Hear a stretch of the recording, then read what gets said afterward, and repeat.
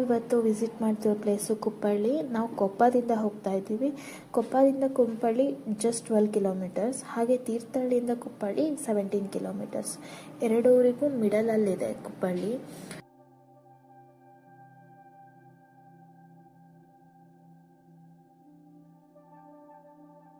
ನಾವಿವತ್ತು ಬಂದಿರೋ ಪ್ಲೇಸು ಇದು ಒಂದು ಪ್ಲೇಸ್ ಅಲ್ಲ, ಇದು ಒಂದು ಪುಣ್ಯ ಭೂಮಿ ಅಂತಾನೆ ಹೇಳ್ಬೋದು.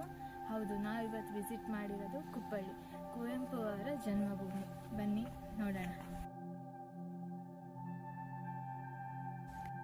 ಪ್ರಕೃತಿ ಮಾತಾಡುತ್ತೆ ಅಂದ್ರೆ ಹೇಗಿರುತ್ತೆ ಗೊತ್ತಾ? ಇಲ್ಲಿ ಶಿವಮೊಗ್ಗ ಜಿಲ್ಲೆಯ ತೀರ್ಥಹಳ್ಳಿ ತಾಲೂಕಿನ ಒಂದು ಸಣ್ಣ ಹಳ್ಳಿ ಕುಪ್ಪಳ್ಳಿ. ಇಲ್ಲಿ ಇದು ಸಾಧ್ಯ. ನಮಸ್ಕಾರ ಫ್ರೆಂಡ್ಸ್, ನೀವು ನೋಡ್ತಿದ್ದೀರಾ travel with mister and Mrs vlogs.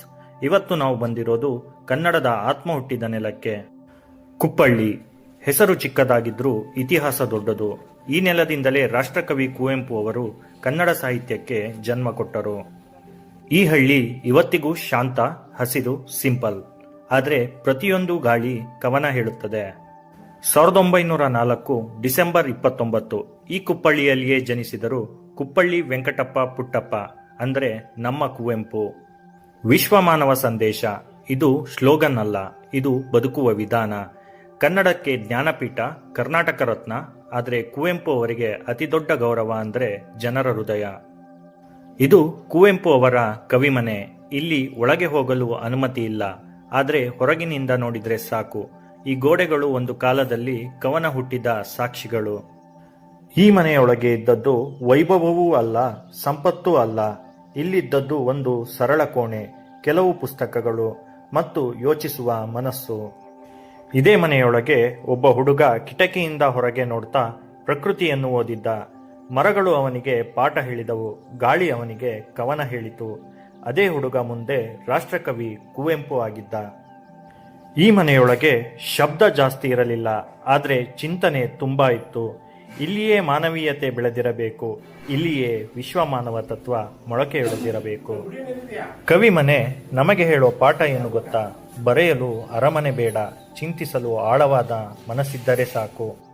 ಈ ಮನೆ ಒಳಗೆ ಹೋಗಿಲ್ಲ ನಾವು, ಆದರೆ ಈ ಮನೆ ನಮ್ಮೊಳಗೆ ಬಂದಂತಿದೆ. ಕುಪ್ಪಳ್ಳಿ ಕವಿಮನೆ ಒಳಗೆ ಕಾಣದಿದ್ದರೂ ಅರ್ಥವಾಗುವ ಇತಿಹಾಸ. ಕುವೆಂಪು ಕೇವಲ ಕವಿಯಲ್ಲ, ಅವರು ಕೃಷಿ, ಗ್ರಾಮೀಣ ಜೀವನ, ಸರಳ ಬದುಕಿನ ಪರ. ಕುಪ್ಪಳ್ಳಿ ನಮಗೆ ನೆನಪಿಸುತ್ತದೆ rooted life is the real luxury. Kuppalli ಕೇವಲ ರಾಷ್ಟ್ರಕವಿ ಕುವೆಂಪು ಅವರ ಜನ್ಮಸ್ಥಳ ಮಾತ್ರವಲ್ಲ, ಇದು ಗ್ರಾಮೀಣ ಕೃಷಿ, ಚಿಂತನೆ ಬೆಳೆದ ಮಹತ್ವದ ನೆಲವೂ ಹೌದು. ಕುವೆಂಪು ಅವರು ನಂಬಿದ್ದದ್ದು ಒಂದೇ, ಗ್ರಾಮ ಉಳಿದರೆ ದೇಶ ಉಳಿಯುತ್ತದೆ. ಈ ಕೃಷಿ ಬಗೆಗಿನ ಚಿಂತನೆ ಹೇಗೆ ಆರಂಭವಾಯಿತು ಗೊತ್ತಾ? ಸ್ವಾತಂತ್ರ್ಯ ನಂತರ ಕಾಲಘಟ್ಟದಲ್ಲಿ ಗ್ರಾಮೀಣ ರೈತರು ಸಮಸ್ಯೆಗಳಲ್ಲಿ ಸಿಲುಕಿದಾಗ ಕುಪ್ಪಳ್ಳಿಯಲ್ಲಿ ಕೃಷಿ ಸಲಕರಣೆ ಕೇಂದ್ರ ರೂಪುಗೊಂಡಿತು. ಇದರ ಉದ್ದೇಶ ಏನು ಗೊತ್ತಾ? ರೈತರಿಗೆ ಪ್ರಾಯೋಗಿಕ ಕೃಷಿ ಜ್ಞಾನ, ಮಣ್ಣಿನ ಸಂರಕ್ಷಣೆ, ಸ್ವಾಭಾವಿಕ ಮತ್ತು ಮಿಶ್ರ ಬೆಳೆ ಪದ್ಧತಿ, ಸ್ಥಳೀಯ ಬೆಳೆಗಳ ಉತ್ತೇಜನ. ಇದು ಕೇವಲ ಆಫೀಸ್ ಅಲ್ಲ, ಇದು ರೈತರಿಗಾಗಿ ಹುಟ್ಟಿದ ಚಿಂತನಾ ವೇದಿಕೆ. ಇದರಲ್ಲಿ ಕುವೆಂಪು ಅವರ ಪಾತ್ರ ಏನು ಗೊತ್ತಾ? ಕುವೆಂಪು ಕೃಷಿಯನ್ನು ವೃತ್ತಿಯಂತೆ ಅಲ್ಲ, ಸಂಸ್ಕೃತಿಯಂತೆ ನೋಡಿದರು. ಅವರು ಸಲಹೆ ನೀಡಿದ್ದು ರಾಸಾಯನಿಕಗಳ ಅತಿಯಾದ ಬಳಕೆ ತಪ್ಪಿಸಬೇಕು, ಮಣ್ಣು, ಮಳೆ, ಮಾನವ ನಡುವೆ ಸಮತೋಲನ, ರೈತ ಸ್ವಾಭಿಮಾನ ಕಾಪಾಡಿಕೊಳ್ಳಬೇಕು. ಈ ಆಲೋಚನೆಗಳೇ ಕುಪ್ಪಳ್ಳಿ ಕೃಷಿ ಸಲಹೆಗಾರಣಿಯ ಆತ್ಮ. ಇದರಿಂದ ರೈತರಿಗೆ ಸಿಕ್ಕ ಕೊಡುಗೆ ಅಪಾರ. ಬೆಳೆ ಆಯ್ಕೆಯ ಸಲಹೆ, ಮಿಶ್ರ ಕೃಷಿ ಮಾಹಿತಿ, ಗ್ರಾಮೀಣ ಆರ್ಥಿಕತೆ ಬಲಪಡಿಸುವ ಮಾರ್ಗ, ಅನುಭವ ಹಂಚಿಕೆ. ಇದು ಪುಸ್ತಕದ ಜ್ಞಾನ ಅಲ್ಲ, ನೆಲದಲ್ಲಿ ನಿಂತ ಅನುಭವ. ಇಂದು ನಾವು ಸಸ್ಟೈನಬಲ್ ಫಾರ್ಮಿಂಗ್, ಆರ್ಗ್ಯಾನಿಕ್ ಅಗ್ರಿಕಲ್ಚರ್ ಬಗ್ಗೆ ಮಾತಾಡ್ತೀವಿ. ಆದರೆ ಕುಪ್ಪಳ್ಳಿಯಲ್ಲಿ ಈ ಚಿಂತನೆ ಅಂದೇ ಆರಂಭವಾಗಿದೆ. ಕುವೆಂಪು ಅವರ ಕೃಷಿ ದೃಷ್ಟಿ ಇವತ್ತು ಕೂಡ ಪರಿಸರ ಮತ್ತು ರೈತರಿಗೆ ಸಮಯೋಚಿತ ಸಂದೇಶ. ಕುಪ್ಪಳ್ಳಿ ನಮಗೆ ಹೇಳುತ್ತದೆ, ಕೃಷಿ ಅಂದ್ರೆ ಕೇವಲ ಬೆಳೆ ಅಲ್ಲ, ಅದು ಬದುಕಿನ ಶೈಲಿ.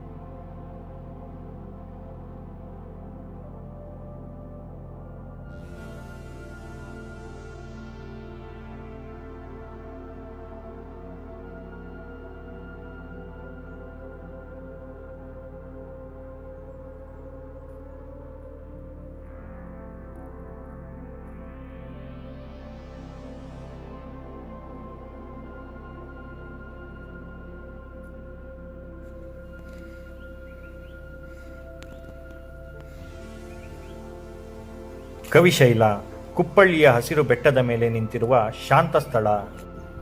ಇದು ಕೇವಲ ಸಮಾಧಿಯಲ್ಲ, ಇದು ರಾಷ್ಟ್ರಕವಿ ಕುವೆಂಪು ಅವರ ವಿಚಾರಗಳ ನೆಲೆ. 1994ರಲ್ಲಿ ರಾಷ್ಟ್ರಕವಿ ಕುವೆಂಪು ಅವರ ನಿಧನದ ನಂತರ ಅವರ ಅಂತಿಮ ವಿಶ್ರಾಂತಿ ಸ್ಥಳವಾಗಿ ಕುಪ್ಪಳ್ಳಿಯಲ್ಲಿಯೇ ಒಂದು ಸ್ಮಾರಕ ನಿರ್ಮಿಸಲು ತೀರ್ಮಾನವಾಯಿತು. ಆದರೆ ಕುವೆಂಪು ಅವರ ಜೀವನದಂತೆ ಆ ಸ್ಮಾರಕವೂ ಸರಳವಾಗಿರಬೇಕು ಎಂದು ನಿರ್ಧಾರವಾಯಿತು. ಹೀಗಾಗಿ ಮೂರ್ತಿ, ಗೋಪುರ, ವೈಭವ ಬಿಟ್ಟು ಪ್ರಕೃತಿಯ ಮಧ್ಯೆ ಒಂದು ಶಿಲೆಯನ್ನೇ ಆಯ್ಕೆ ಮಾಡಲಾಯಿತು. ಅದೇ ಕಾರಣಕ್ಕೆ ಹೆಸರು ಕವಿಶೈಲ. ಕವಿಶೈಲ ಕುವೆಂಪು ಅವರ ವಿಶ್ವಮಾನವ ತತ್ವದ ಪ್ರತಿಬಿಂಬ. ಮಾನವ ಮತ್ತು ಪ್ರಕೃತಿ ಒಂದೇ, ಭೂಮಿಯೇ ತಾಯಿ, ಆಕಾಶವೇ ಮಿತಿ ಎಂಬ ಭಾವನೆ ಇಲ್ಲಿ ಸ್ಪಷ್ಟವಾಗಿ ಕಾಣುತ್ತದೆ. ಆಕಾಶ ನೋಡುತ್ತಾ ನಿಂತ ಶಿಲೆ ಕುವೆಂಪು ಅವರ ಮುಕ್ತ ಚಿಂತನೆಯ ಸಂಕೇತ. ಈ ಕವಿಶೈಲದಲ್ಲಿ ಯಾವುದೇ ಮೂರ್ತಿ ಇಲ್ಲ, ಅಲಂಕಾರ ಇಲ್ಲ, ವೈಭವ ಇಲ್ಲ. ಇರುವುದು ಒಂದು ಶಾಂತ ಶಿಲೆ ಮತ್ತು ಸುತ್ತಮುತ್ತಲಿನ ಪ್ರಕೃತಿ. ಇದೇ ಕುವೆಂಪು ಅವರ ಜೀವನದ ಸಾರ. ಕುವೆಂಪು ಹುಟ್ಟಿದ ನೆಲದಲ್ಲೇ ಅವರ ಅಂತಿಮ ವಿಶ್ರಾಂತಿ.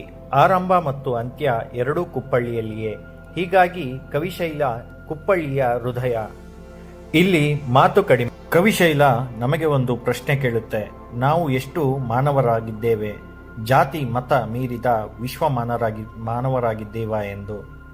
ಈ ಪ್ರಕೃತಿಯಲ್ಲಿ ನಿಂತಾಗ ಮನಸ್ಸು ಹೇಳುತ್ತದೆ, ಜೀವನ ತುಂಬಾ ಸರಳ ಮತ್ತು ಆನಂದ.